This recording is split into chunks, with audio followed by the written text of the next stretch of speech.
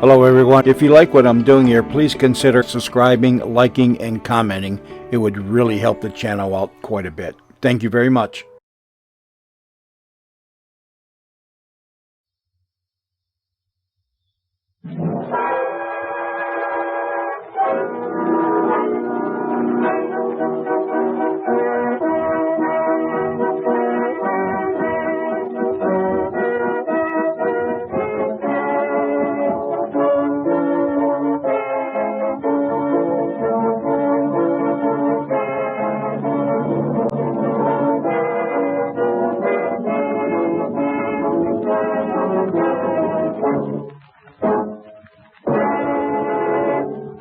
Beginning with this broadcast, the makers of G. Washington Coffee will bring you each week at this time a dramatization of one of the famous stories of Sir Arthur Conan Doyle. I don't know how many of our listeners will agree, but for us, this is a red-letter day, because it marks the beginning of another series of visits to the comfortable, firelit study of Dr. Watson, to hear his hair-raising reminiscences of Sherlock Holmes' adventures, and to drink his delicious G. Washington coffee. Dr. Watson was not with us last winter because he was taking what he called his sabbatical year. It seems that he spent a great deal of that time with a certain travel-worn and battered dispatch box in the vaults of Holton Company, private bankers in Charing Cross. Out of it, he has unearthed papers containing notes on Sherlock Holmes cases which have not been told previously on the air. So now we stroll down the quiet, tree-lined street. Yes, here's the house with its dark curtains. We turn in the neat little path. The familiar door with its brightly polished brass knocker opens to welcome us. And we find ourselves in Dr. Watson's well-remembered study. Easy chairs, the rows of worn books, the kettle steaming cozily on the hearth. Everything just the same. Even the old doctor? Yes. Well, this is like old times, isn't it, Mr. Bell? Yes, Dr. Watson. No idea how I've missed these little sessions of ours. But here, what more appropriate way to celebrate our reunion than by preparing a cup of our old favorite G. Washington coffee? That's what I've been looking forward to, Dr. Watson. I see you have everything ready to make it. Oh, that was very easy. The only preparation necessary was to heat the water. Then I'll take the lid off the can. A teaspoonful of G. Washington's coffee crystals in your cup and one in mine. Add the hot water. Yes. There you are. Help yourself to cream and sugar. Thank you. My, that's good. Hey, you're a perfect host, Dr. Watson. No, you're pulling my leg. Being a good host with G. Washington's coffee, Mr. Bell's no trouble at all. It only takes a minute, and it's as easy to make as a slice of toast. Or as easy to use as granulated sugar. How's that for freshness and convenience? Well, I'd say, like Sherlock Holmes, it couldn't be beat. No, another hint, Mr. Bell. Well, yes, we'd better get on with our story, I suppose. What adventure are we to start off with tonight, Dr. Watson? How'd it be if I tell you how Sherlock Holmes solved the case of the Hebraic breastplate? Hebraic breastplate? Yes, it was quite a famous museum piece.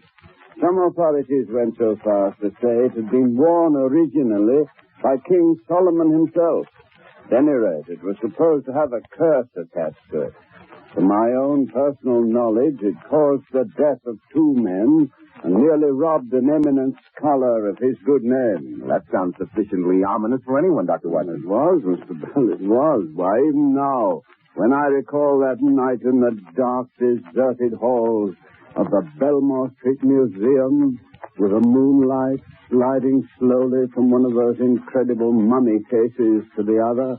But there I go, anticipating myself as usual. Well, anticipation or no, you're starting chills running up and down my spine. Have I, indeed? Inconsiderate of me, wasn't it? Well, plenty of time for that later on. In any event, the whole thing started one foggy afternoon in March of the year 1894.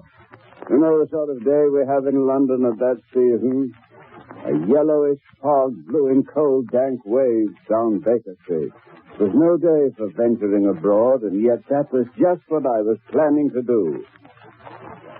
As I entered the sitting room of our lodgings, inserted my top hat, I found the place in even wilder disorder than usual. In the midst of this chaos sat Holmes, his long tapering fingers and his hawk-like nose intent on a singularly unsavory mess of chemical abracadabra. Retorts, seized and boiled, the weird blue flame of a Bunsen burner was reflected in his eyes.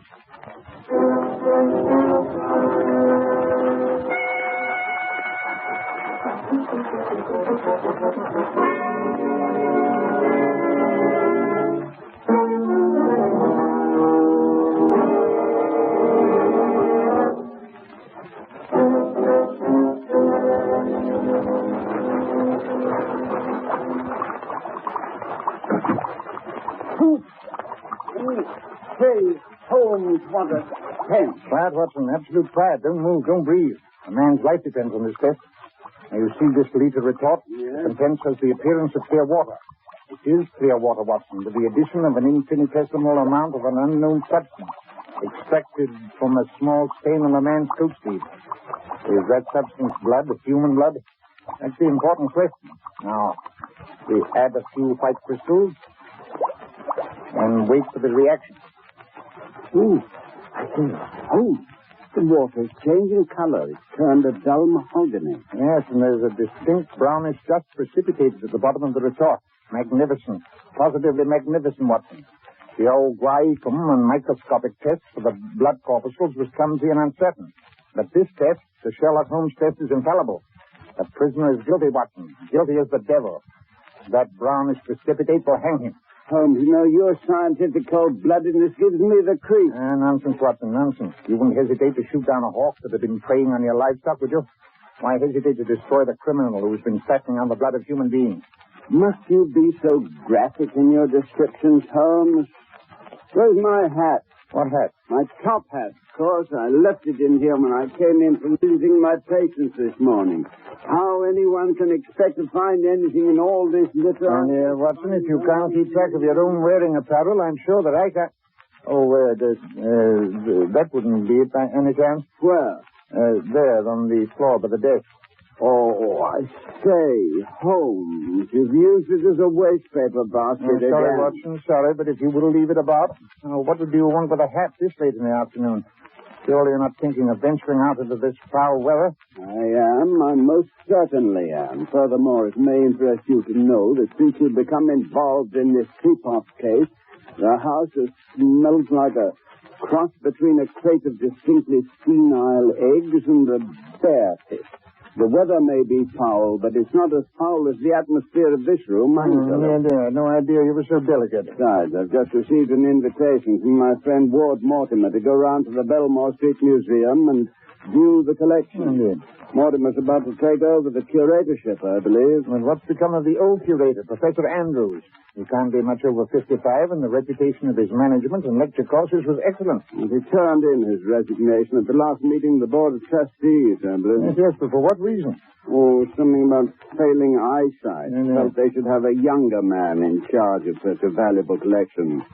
Promised to accompany Mr. Mortimer on his first tour of inspection this afternoon. They say the professor's a wonder. That's why I'm particularly anxious to go. So now Ward Mortimer is trying to fill the professor's shoes, huh? I thought he was still excavating near Thebes in the Valley of the Kings. Oh, no. After Mortimer exhumed what's believed to be the mummy of Cleopatra in the inner room of the Temple of Horns at Philae, he decided to come home. So he found it, did he? Yes, I thought he might. Watson, I think I'll join you in your visit to the Belmore Street Museum. But look here, Holmes, you weren't invited. No matter, Watson, no matter. Ward Mortimer will be delighted to see me. It was I who suggested to him that he should dig at Philae for Cleopatra's remains. Besides, now that you mention it, the air in this room is a bit tainted. Yes, it might be as well to go elsewhere until the aroma clears away.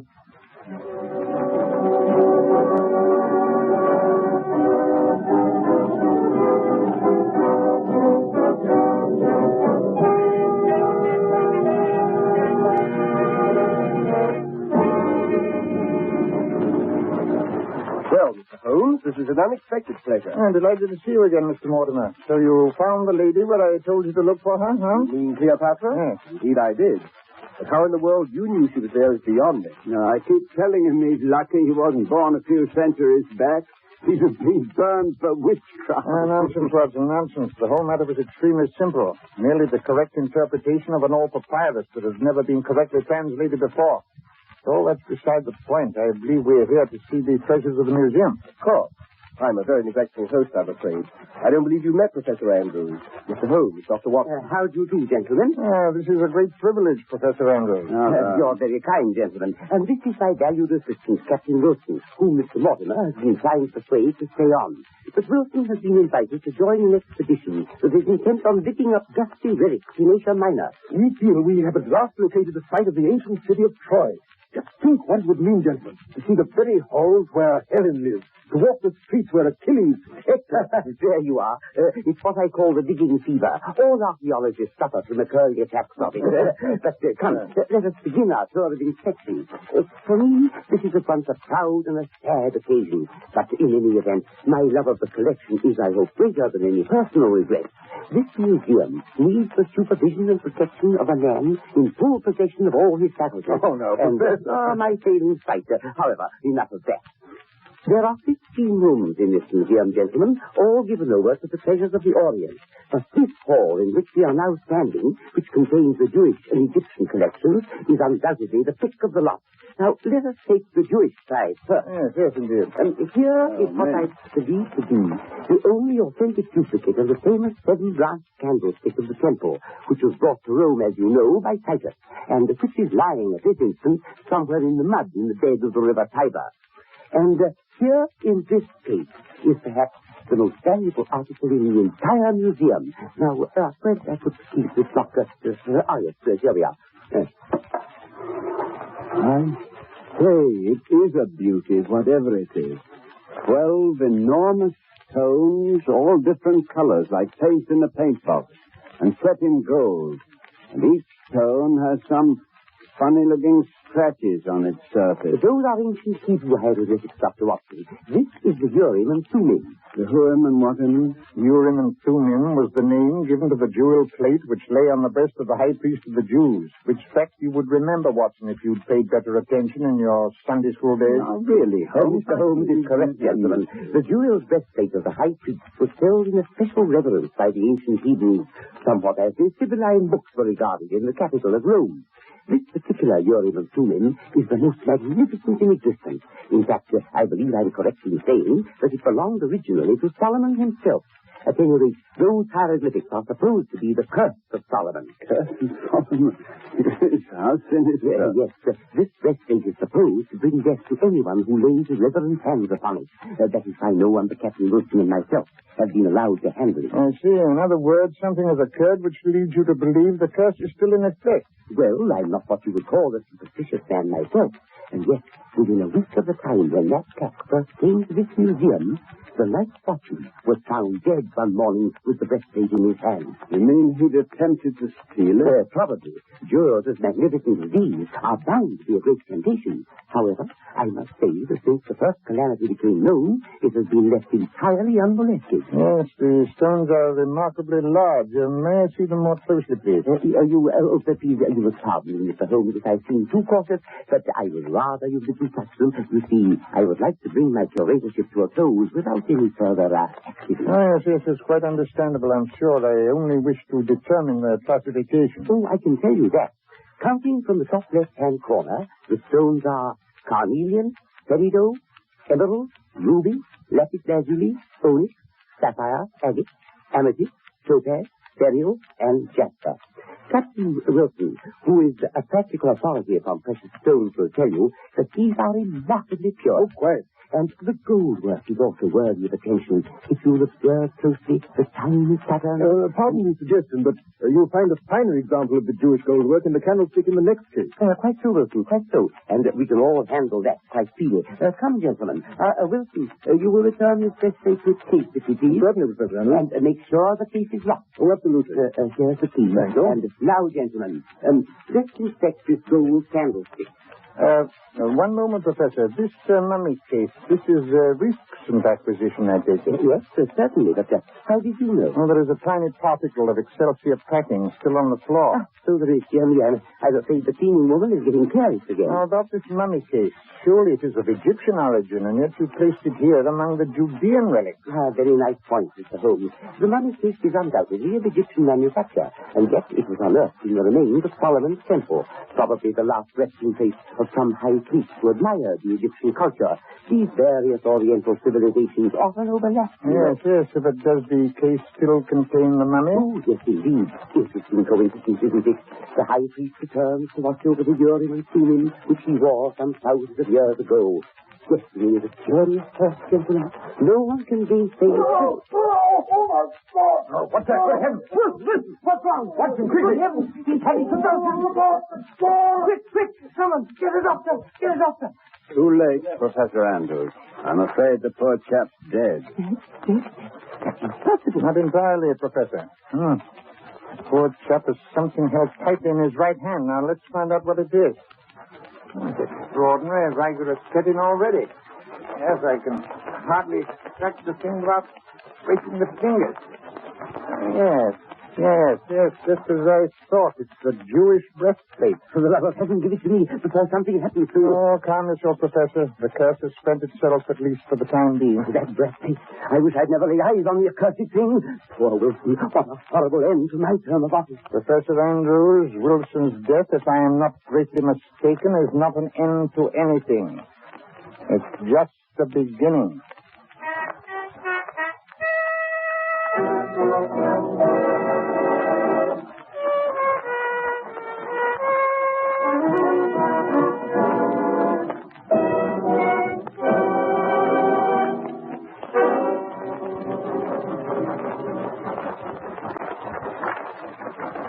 Look here, Holmes. You have to eat all the kippers? I'm merely doing it to prevent you from blowing up, Watson. Your waistline's a disgrace. Here, pour me out another cup of coffee. There's a good chap. Spoiled, that's what you are. Utterly and irrevocably spoiled. That was tragic, the sudden death of that poor young chap yesterday afternoon. You mean Captain Wilson? Well, who do you think I meant? Humpty Dumpty?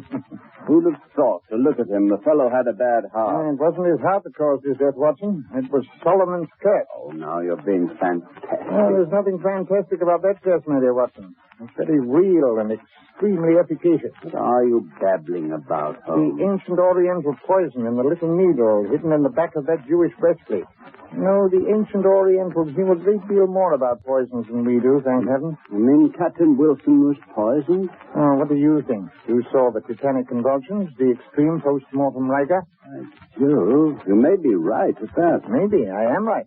Wilson was killed by the jolly little mechanism hidden at the back of the breastplate. Yes, but if that needle thingamabob still works, oughtn't you to warn the authorities or something? No, not necessarily. No use harrowing the poor old professor with the idea that the death of his guard and his assistant might have been prevented. Yes, but what if someone else gets himself punctured? Well, that's not very likely, Watson. You see, I took the precaution of removing the little pin before I handed the thing back to Professor Andrews. Well, then, if the danger's removed, what made you say that Wilson's death was just the beginning of the trouble?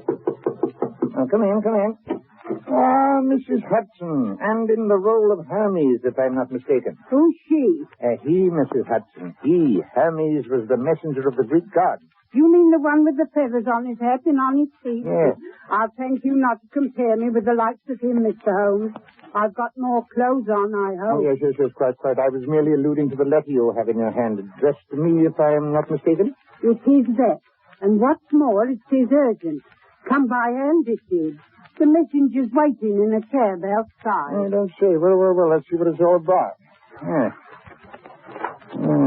Dear Mr. Holmes, we have been robbed.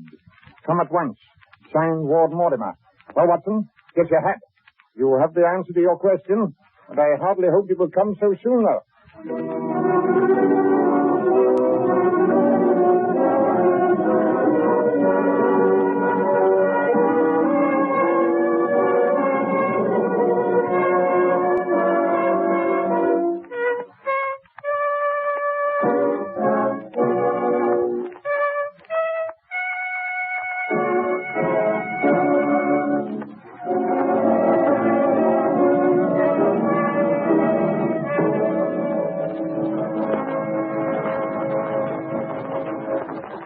As you can see, Mr. Holmes, the breastplate has been tampered with.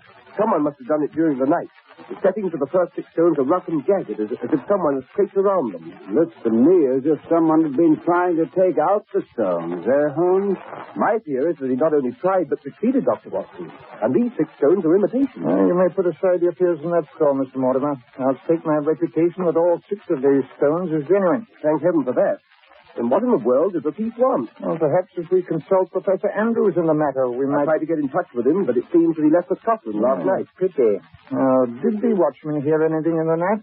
I've questioned him thoroughly, I promise you. He made his rounds 4 times as usual, but at no time did he see or hear anything amiss. And yet this job must have taken the better part of 8 hours to complete. Now, could this thief have entered through the window? Possible. Or heavily barred. Furthermore, I myself attended to the locking and bolting of the main door last night. All the locks and bolts were intact this morning. And that skylight up there, now, where does that lead? That goes on to the lumber room, Mr. Holmes. But it's remained unopened for years, as you can see by the dust on it. Well, what other openings are there to the museum? There's a door to my private room, but even that is locked at night, and in order to reach it, anyone from the street would have to open my outer door as well. And neither you nor the watchman heard anything? Not a thing. Significant. Very significant. Yes, Watson, I think a night spent in the lumber room upstairs is indicated. The work is not finished. 6 of the stones remain untouched. And I'm very anxious to see the intruder who can slide through a locked door and who is completely invisible to your night watchman, Mr. Mortimer.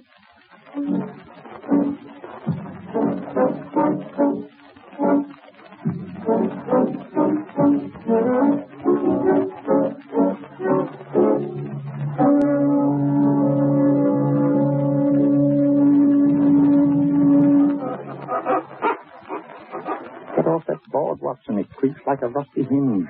I think it's as dark as the inside of my pocket up here. Oh,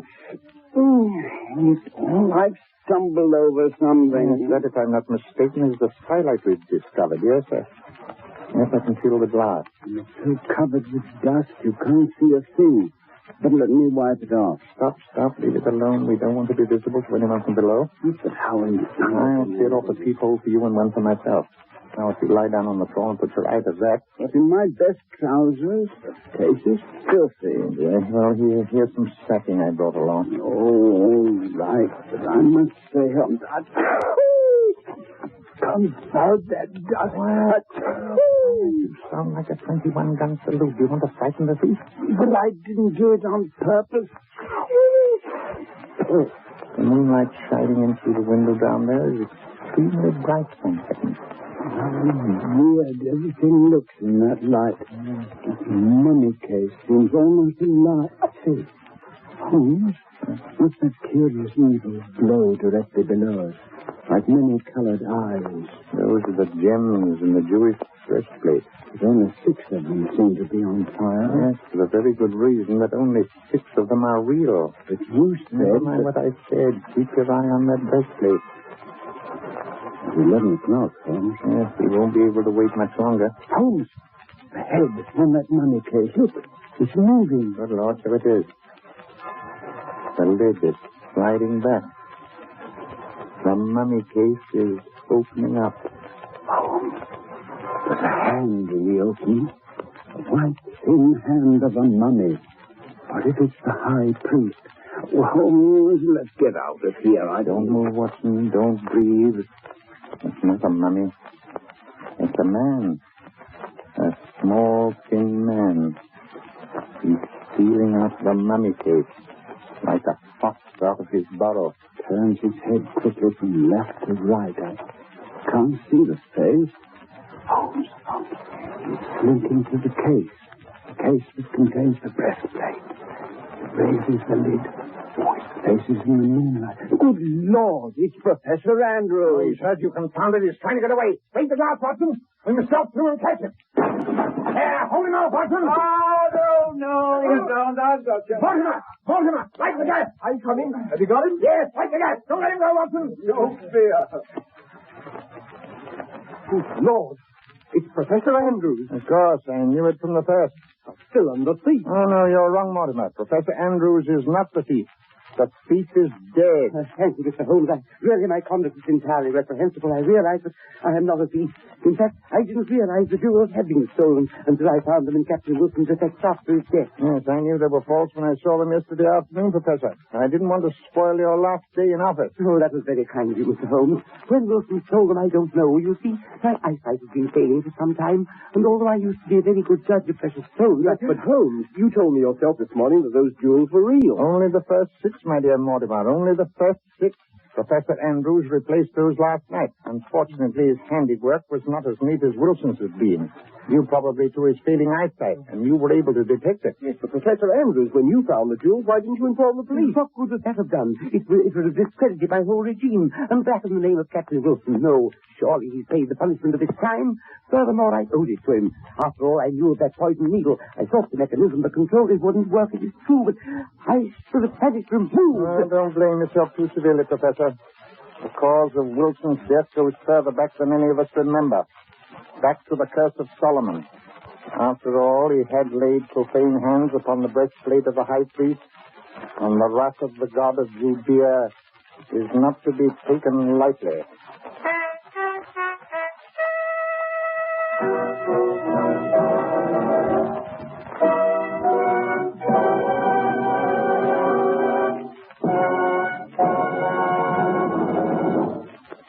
A remarkable story, Dr. Watson. But how did Sherlock Holmes deduce that it was Professor Andrews who had tampered with the breastplate? As Holmes would say, elementary, Mr. Bell, elementary. Professor Andrews was the only person who knew the night watchman's routine and could therefore keep out of his way. Besides, Holmes figured that Professor Andrews had probably retained his key to the curator's door and could therefore slip in and out of the museum at will. Simple, isn't it, when you know how it's done? As simple as making a cup of G. Washington's coffee. There you go, pulling my leg again, Mr. Bell. If the solution of that crime were as easy as making this coffee, why, a 4-year-old child could have solved it. But here, I'm sure you'd like another cup. Elementary, Dr. Watson, elementary. You can't go wrong on that deduction. Of course I want another cup, but can't I have one of these new one-cup services and make my own? Oh, with pleasure, Mr. Bell. I see they fascinate you as they do everyone who sees them. Tear open the soft metal top. Yes. So, Yes. empty the fresh crystals into your cup. Yes. Add the hot water. And there's a cup of fragrant coffee as fresh can be. There's no end to G. Washington magic, Dr. Watson. Next week at this same hour, Dr. Watson will be with us again with another of his famous stories of the adventures of Sherlock Holmes.